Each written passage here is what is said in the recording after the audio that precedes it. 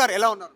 Good good అండి. స్పోర్ట్స్‌కి సంబంధించినటువంటి విషయంలో తెలంగాణ రాష్ట్ర ప్రభుత్వం ఎట్లా ఇనిషియేటివ్‌తో ముందుకు రావాలి? ఏ అంశాలు ఇప్పటివరకు ఎట్లా ఉంది స్పోర్ట్స్ సంబంధించి? మనం ఇవాళ అందరితో మాట్లాడామండి. ఐ థింక్ వాళ్ళ వ్యూస్ ఇచ్చారు. అసలు ఏంటి, ఎలా ఉండబోతుంది, లేకపోతే నా సైడ్ నుంచి as an experienced player I think sport he's given me so much అండి. Now it's time to give back to the sport.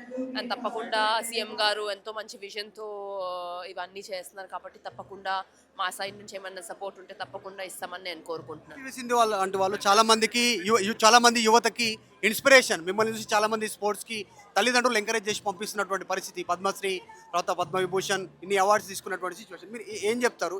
ఎట్లాంటి హబ్‌గా మారాలి స్పోర్ట్స్‌కి సంబంధించి తెలంగాణ? గత ప్రభుత్వంలో ఎట్లా ఉండే 10 ఇయర్స్ ఇప్పుడు ఎట్లా ఉండాలి? తప్పకుండా అండి. మనకి ఎంతో మంది అథ్లీట్స్ పైకొచ్చి మన దేశం కోసం మెడల్స్ రావాలని మనం కోరుకుంటున్నాము.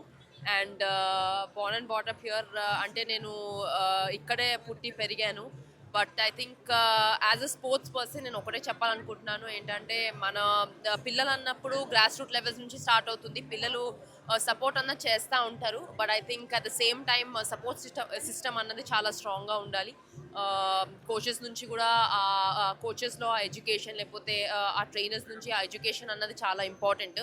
ఒక కోచ్ బాగా ఎడ్యుకేటెడ్ ఉండి, అలాగే ట్రైనర్స్ కూడా బాగా ఎడ్యుకేటెడ్ ఉంటే పిల్లలకి కరెక్ట్గా నేర్పించే ఫౌండేషన్ అనేది స్ట్రాంగ్ చేస్తే తప్పకుండా పిల్లలు హార్డ్ వర్క్ చేసి పైకి వస్తారని నేను కోరుకుంటున్నాను.